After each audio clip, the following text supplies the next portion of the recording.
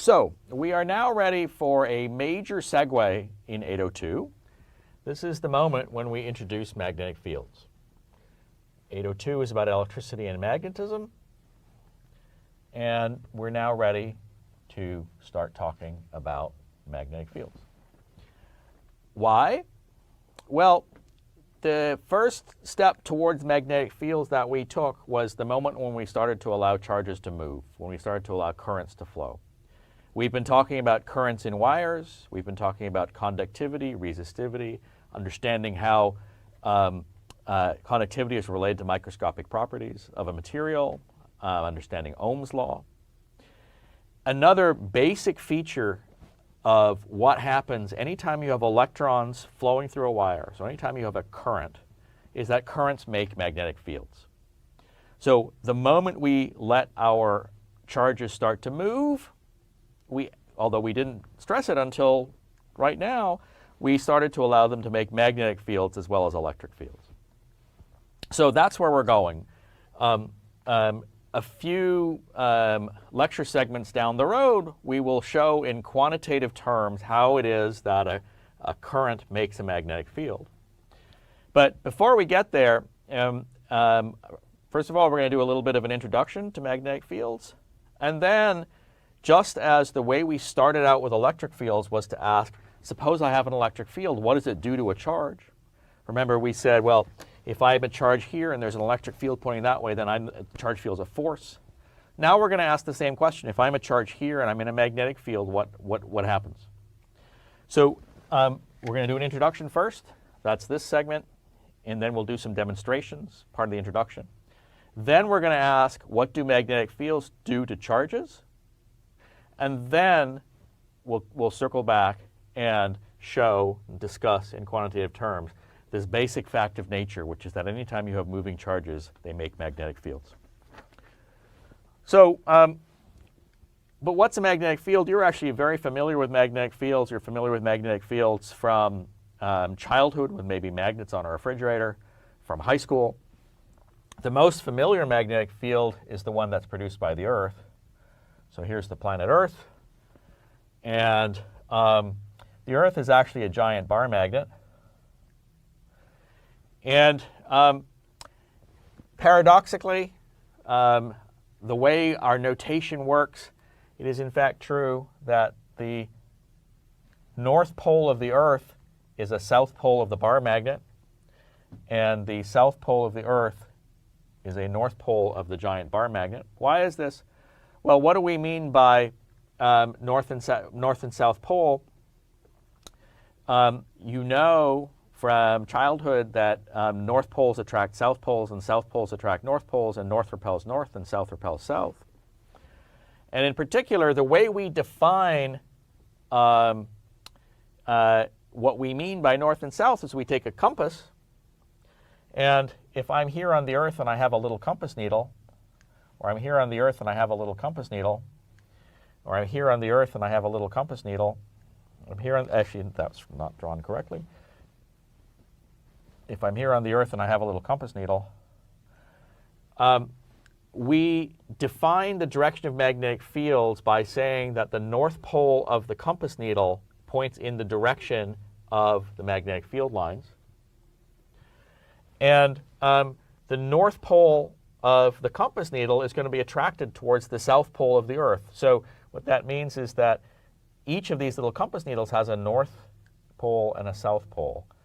A north pole and a south pole. And the south pole of this compass needle is being attracted to the north pole of the Earth's giant bar magnet. The north pole of this compass needle is being attracted to the south pole of the Earth's giant bar magnet. So the Earth is a giant magnet. You've known that any time since the first time you saw a compass. And in fact, it is a giant magnet whose south pole is near the north pole of the Earth and whose north pole is near the south pole of the Earth. And I apologize for this.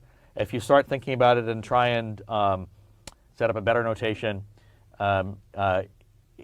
if we didn't have this problem, we would have a different notational problem. So there's really no way around having a notational problem of this type.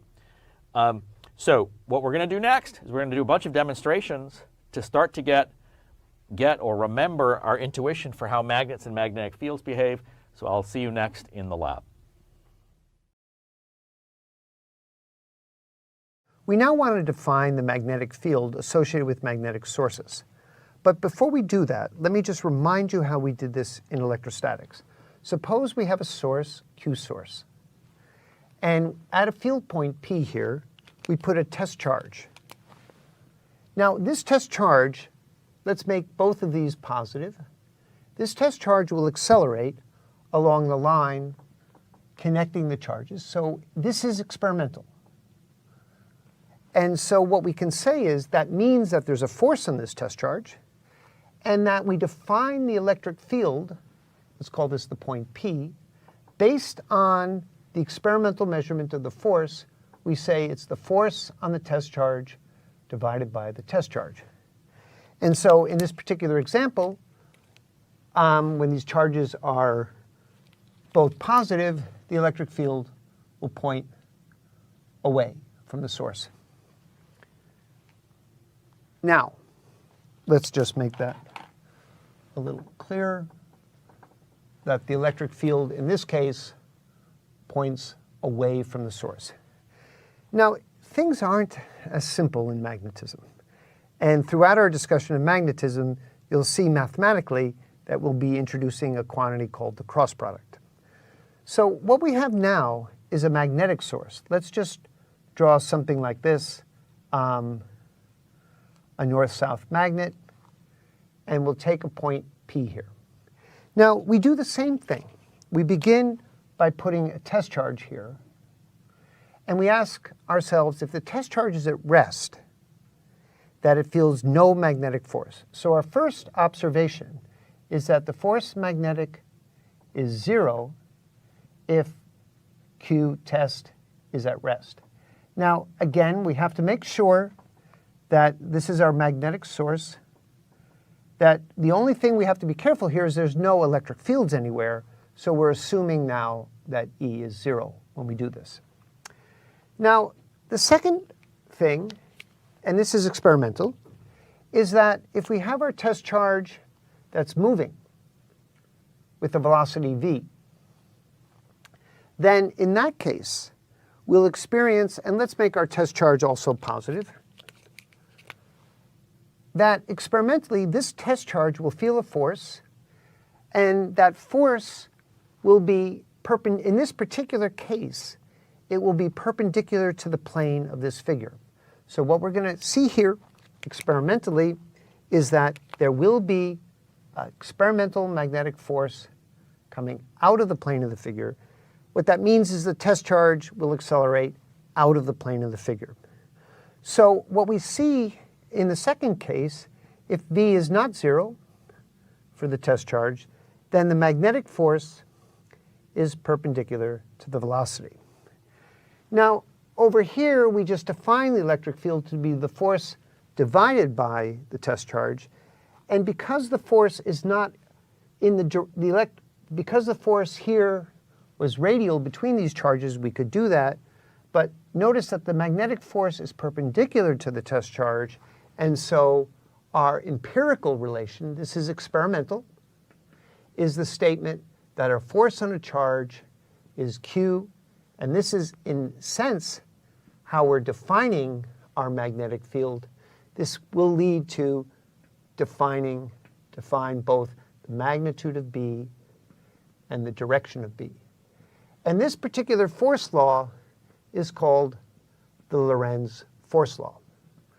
So you see, you just can't say that B is force divided by Q because of this cross product. And that's what makes this a little bit trickier than the simple definition of the electric field, which itself was not so simple. Now, for those of you who are not so familiar with the cross product, you might want to review our video on how you calculate cross products and all the properties of cross products, because that will help you understand how we're going to define the magnetic field, its magnitude and direction next.